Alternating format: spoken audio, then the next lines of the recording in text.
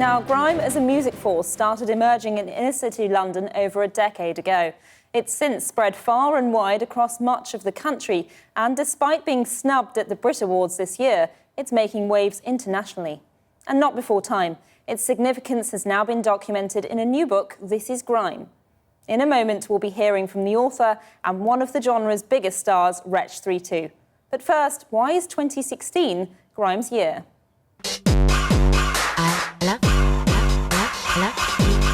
Winning a Mercury Music Prize back in 2003 cemented Dizzee Rascal as one of the names in grime. As the genre evolved, it was difficult to define, growing as it had out of the UK garage sound, jungle, electronic music and hip-hop.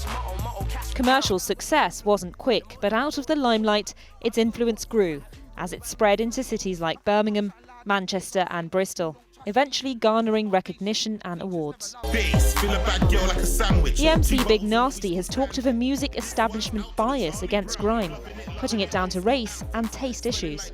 It's a bit of both. Remember, for time, people thought the grime scene was just violent, aggressive, street kids, drug dealers and gangsters. I put on 2 tours independently. Not one problem. Fully grime, yeah, no issues. The winner of the Best Grime Match 2014, Stormzy! For other artists like Stormzy, whose track Shut Up pushed barriers to reach number 8 in the UK singles chart last year, grime is about politics, but also about communicating and a way of life. Can you be better than me? Usually one man in the crew with like flipping hundreds of grime instrumentals on his phone, and then someone would just play a beat, and wherever you was, chilling in your brethren's yard, chilling on the estate, yeah, like you would just get the phone out and everyone would spit. Your friends inside, money on camera, yeah? Although recent years have seen the rebirth of grime influenced by American drill music, which may have helped its recognition internationally, its underground origins were often political. Just another race, in a race with the race. Wretch 3-2, the Tottenham rapper Jermaine Sinclair, references the Mark Duggan campaign, as well as racial profiling in the UK. Well, I'm joined now by the author of This Is Grime, Hattie Collins, and Wretch 3-2. Wretch, can I turn to you first? What do you think grime means today, and how's it changed from the early 2000s when it first emerged? I think now it's expression, man. I think people are being able to express themselves, talk about their lifestyle, talk about where they want to get to, and I think one of the main factors that definitely have changed is when I was coming through, it was just pirate radio, and that's as big as it gets. But now, like the new kids, if you're 14, 15, 16, you can see acts like Stormzy or Skepta selling out big venues, doing festival stages and stuff like that. So I think now, the dream is alive for people to know that it can really take you somewhere else. And Hattie, having spoken to all of these people who really founded the genre, what would you say is the one line that really sums it up? Well, there's a line by the MC Skepta who says, "This ain't a culture, it's my religion," which he says in one of his tracks from last year. And I think it's really true. I think the essence of the book, what comes through from reading the book, is that this isn't just a genre of music that emerged from East London in 2002. This is a way of life for lots of people. It's a lifestyle, it's a culture, and yeah, it's become pretty much a religion to many people. So, Wretch, we're sort of saying 2016 is the year of grime, it's already blown up. Is there a danger, though, that you sort of have a disconnect from the roots? And I'm thinking the word sellout.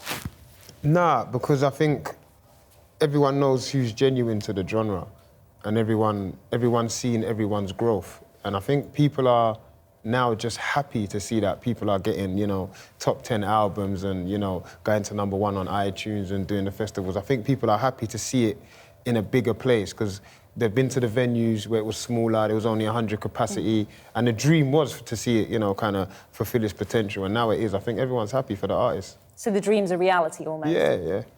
Now, back in 2006, David Cameron criticised the BBC for playing grime music, and he said that it encouraged gun and knife culture.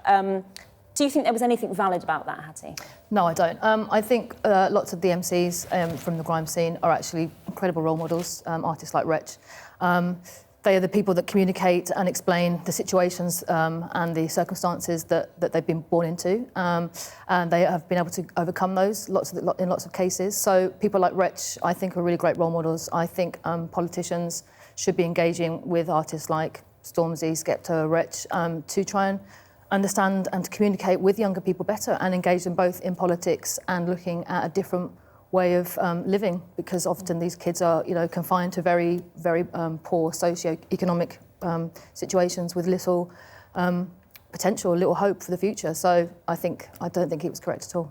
Wretch, how did you feel about those comments? Because Bizzle pushed back, calling Cameron a donut, didn't he? Yeah, I think it's easy to point the finger at things that you don't understand. And at the end of the day, you have to understand that this is entertainment. I grew up watching Freddy Krueger. I don't have a stripy jumper and a handful of claws. Do you know what I mean? I took that as entertainment. We're making records, about our journey in life. And of course, we have seen or been through negative things. It doesn't mean that it's negative. We're speaking about it, so you don't have to go through anything that someone else has been through.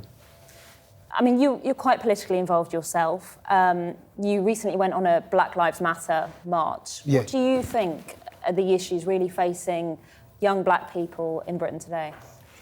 I think, the obvious issues with police, and I think.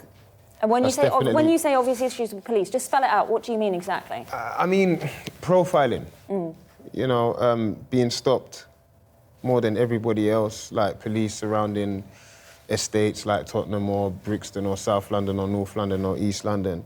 And I definitely, what I do love is that the kids now have a way out, because before there wasn't much you could do to better your circumstances. And I think now with music, it's allowed us to have hope. So I definitely don't think people should be throwing shade on it. It's really important if you look at artists like Novelist and Stormzy as well, and Wretch, who are really engaged with politics. They're going out on Black Lives Matters marches. They're writing on Instagram, and they're using their platform as a form for change and conversation. And we can't ignore these things. They should be discussed. One of the things people might criticise about grime is that as much as it does offer some kids a way off the streets and into the studios, for every one that makes it, there are loads that don't. So is there a sense of false hope? Not at all. I think one of the reasons I wanted to do this book was to shine a light not only on the MCs and the producers and the DJs, but also the people that surround the scenes, so the managers, the artists, the journalists, the photographers. So you may be a young kid who perhaps isn't going to make it as an MC, but you may end up working along Wretch's team as a radio plugger or a producer. There's so many different avenues. There's so many young people doing brilliant things today. Young entrepreneurs like Jamal Edwards from SBTV, which people know plenty about. Grime MCs aren't saying this is the only route you can take. It's one of many.